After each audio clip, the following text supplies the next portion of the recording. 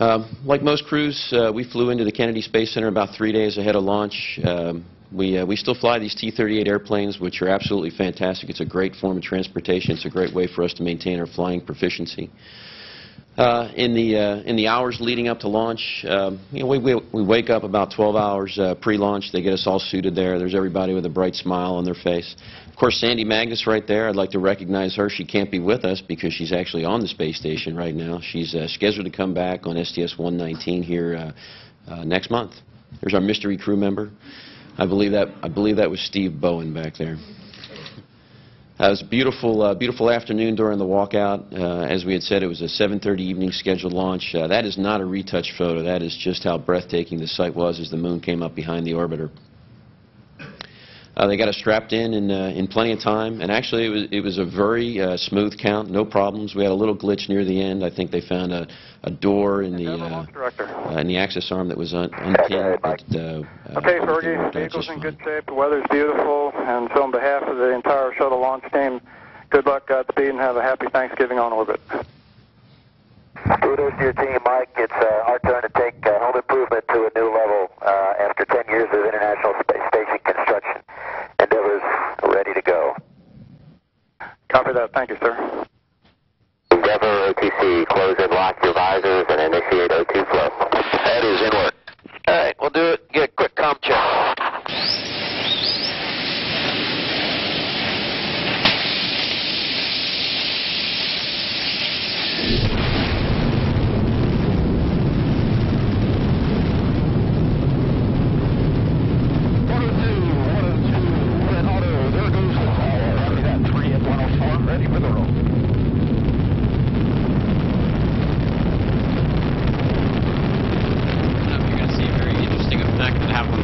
Watch this little ring, and it was, to the people that were watching it down at the launch, they said it was really spectacular, and you can kind of see it there in the video. This is an interesting perspective of the solid rocket booster. Sitting on the solid rocket booster as it separates from the external tank.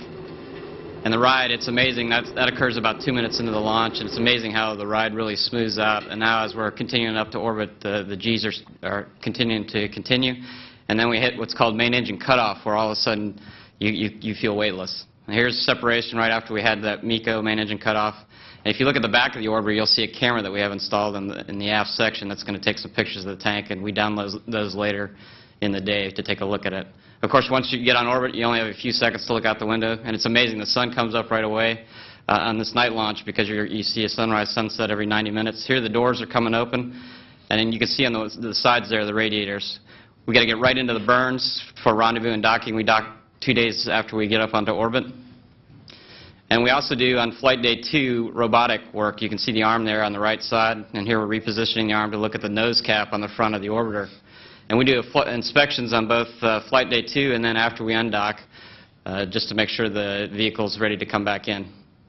We're going to show you now a scene here coming up showing us going to rendezvous and docking.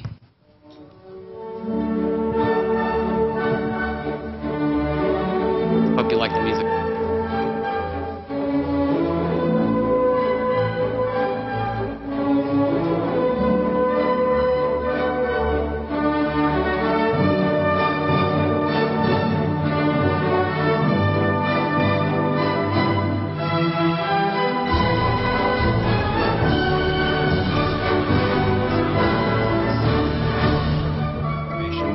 To the space station, just incredible sight. I thought that I could stay there forever. I was having a great time, but have to admit that I was happy to see them. I knew they were going to be my ride home.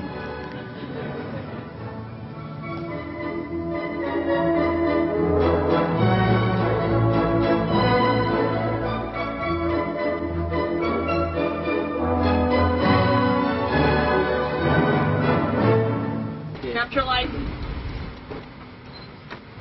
Beautiful. On the Igloo, capture confirmed. All right. It was great for the 3 of us on board, Mike and Larry and I, to welcome everybody. You know, with 3 on board the space station, it's just a massive volume. It's an incredible space now, and now with 10 on board, it's going to be a lot more activity. But great to see everybody come in and see their eyes wide open as they saw how spacious the space station was now, especially with the Japanese module and Columbus up there. We brought up this cargo container, which is passionately referred to by us folks at NASA as the MPLM. And we moved this cargo container from the payload bay of the space shuttle and berthed it onto the side of the space station using the Canadian robotic arm.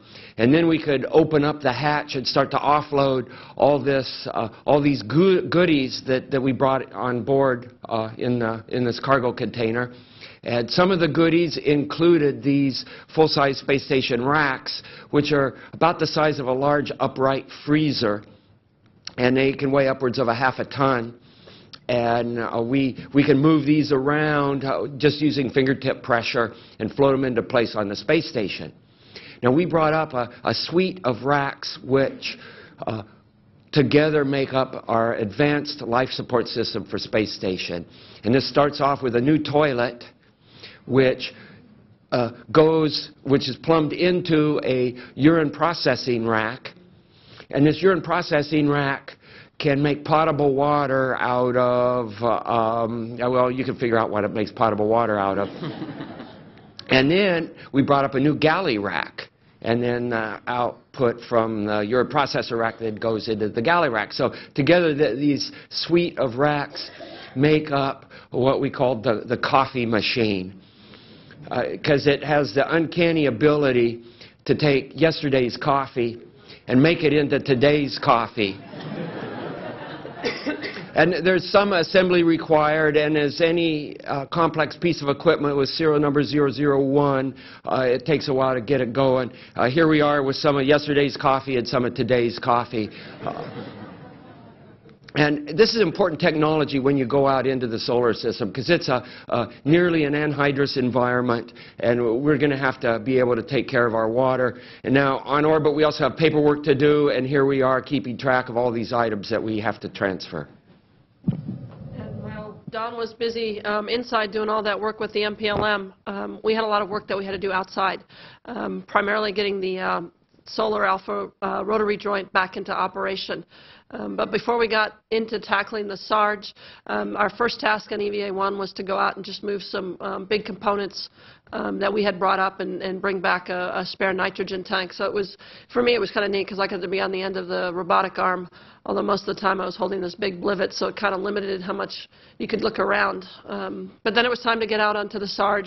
Had an awful lot of work to do out there, and it was very tedious work. It had to take off a cover, or took off a series of covers, removed a trundle bearing, got the grease guns out that we had to clean them up with and scrape off a lot of the debris. Because what had happened on the SARG is the race ring where the bearing sits had a material failure, and the bearing that bearing surface was actually coming apart. It was flaking, and so that was bad because it was increasing the currents. And so we had this plan to go out there and take off every section of the race ring, and so it was something that obviously you're not going to finish that in one EVA. So we did as much as we could on EVA-1, and then the plan was on EVA-2 we're going to go back out there and do some more work.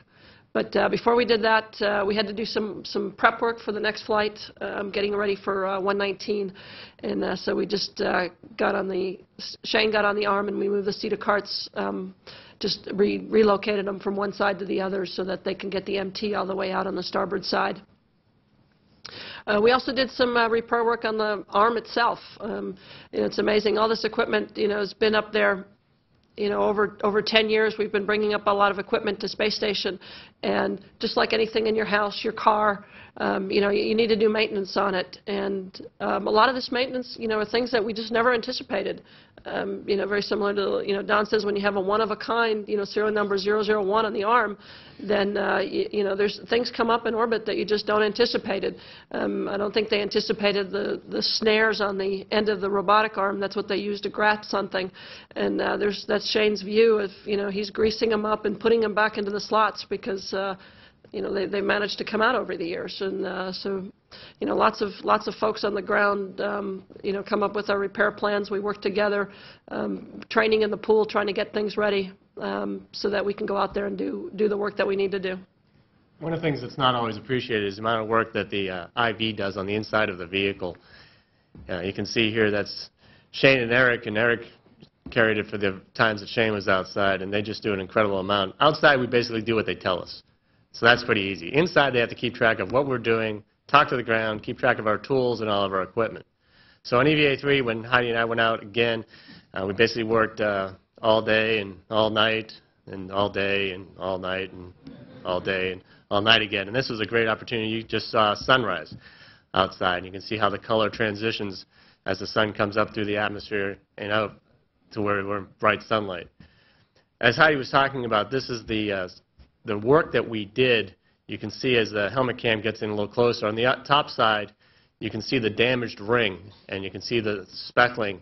And the debris we're cleaning up is sort of that blob of dust right there. That's one of the larger blobs, but that stuff was distributed all the way around the ring.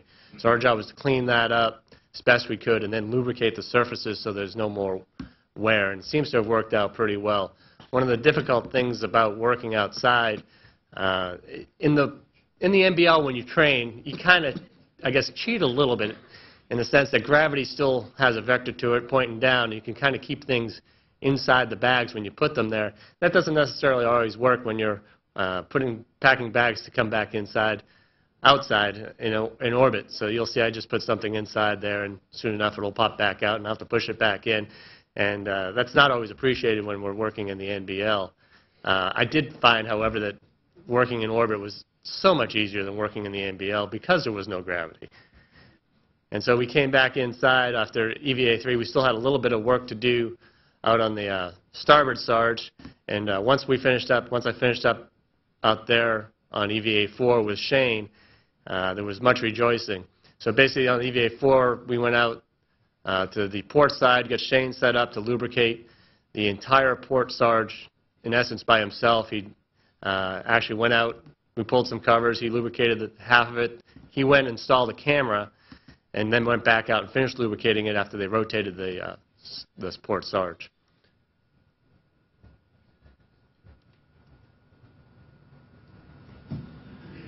And then once we got back inside after that last EVA, you can see Shane dropped his pants real quick. He's ready to slide right out. And then shortly after that, Chris stood on my head and pushed me out because I didn't come out quite as easy as Shane does. One of the neat diversions we had on orbit was a couple of spiders and some caterpillars that were busy trying to do what they normally do on Earth but couldn't figure out how to do it in space.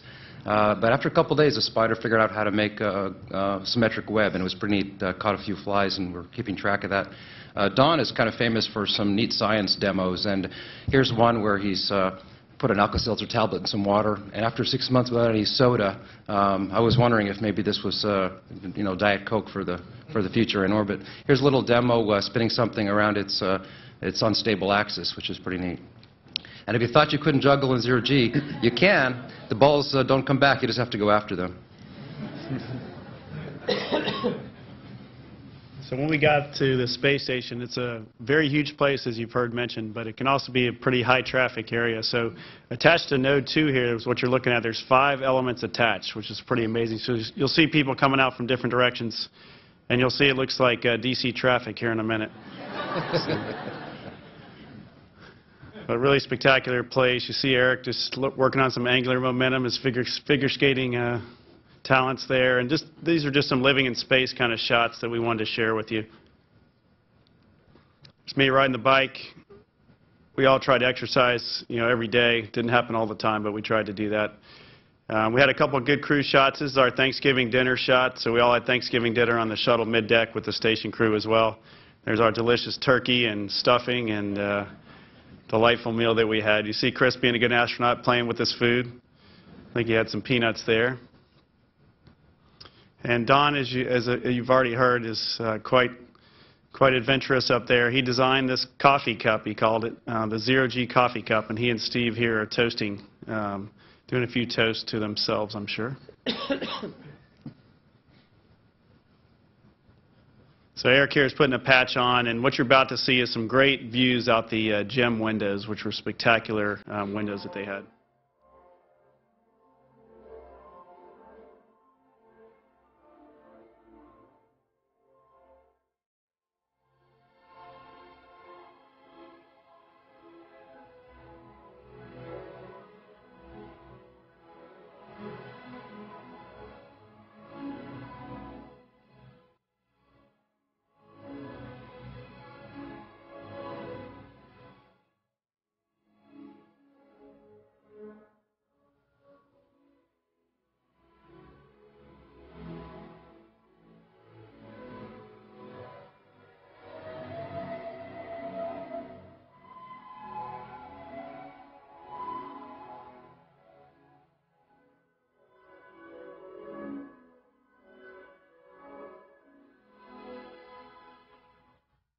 So flight day 13 rolled around. It was time for us to close the hatches and start heading back to Earth. So we had to make sure we got everybody on the right side of the hatch, of course, and then we undocked the next day, and I'll let Eric talk about the undocking phase. Should have been it. Open. Physical separation? Okay, pedals clear. Both open. BLVLHL, physical SEP, Houston. So this is one of the highlights of the mission. Another highlight that we had was to undock. We undocked in the darkness, and then we time it so that at around the 600 to 700 point, we actually fly around the entire station, and then we come into sunlight just as we hit the 600-foot point. And you can see how beautiful the station looks. And one of the things I want to point out is notice the arrays are parallel. And that shows all the work that we did on the starboard sarge, which is that single array that you see on the left side of the picture there. And as we continue to fly around, got great views of the station. And one thing to note is the next flight that's coming up here, STS-126 in February, they're going to put on the final array that's going to go on the outside here. So that mission's coming up shortly. One of the neat effects is, like we talked about earlier, is we get 16 sunrises and sunsets. Here you can see the sun is setting behind the space station and the horizon just as we get ready to leave. And as we're leaving, we get, again, right back to work. We do another flight day inspection, and here's one of the other, look on the left side of the picture here, you'll see a satellite get fired out that we also did. That was called PicoSat, and it's up there right now investigating solar cell technology for the future. Now it's time to get ready to come home, and it takes a while to take the spaceship that we've made into an orbital spacecraft. Now we're getting ready to be back to an aircraft so that we can land back. We were planning on going to Kennedy Space Center, and we had 2 attempts to go there, but the weather wasn't cooperating that day, so we waved off and ended up. Here's a good shot of Shane, and you can see we're setting up to go to Edwards Air Force Base. And one of the highlights was coming back, seeing Edwards from 300 miles away from the coast of California. We also landed at a runway that we hadn't gone to before, 04 left, which is an inside temporary runway, and you can see that there in the center of the picture. Yeah, it's always interesting to come back to California. That was my first venture, but we land out there about once every year and a half due to weather or other conditions in Florida, and it seems like every time we send this really impressive sonic boom over Los Angeles, they forget the last time the shuttle flew over and did it. So there's the evening news is always interesting to watch after a shuttle landing. As Eric had said, this is a temporary runway. It's shorter and narrower, but works just great. The shuttle has actually only landed on a total of 3 different runways over the course of its entire lifetime, but it could land just about anywhere. But we had the opportunity to try this one out. I think it'll be the last time that we ever actually land there. It was a gorgeous day out there in California. We're disappointed not to get out to Florida to see our families who were eagerly waiting our arrival, but being a Sunday afternoon on military installation in California, there's a lot less hands to shake. So that's good or bad, depending upon how you approach it. And that was the conclusion to a mission that we had talked about earlier as a feat that would take the space station, which before we got there was a 3-bedroom, 1-bathroom home or an outpost, into what are up there now are 5 bedrooms, 2 bathrooms, a kitchen, and a really great exercise machine that will keep the astronauts fit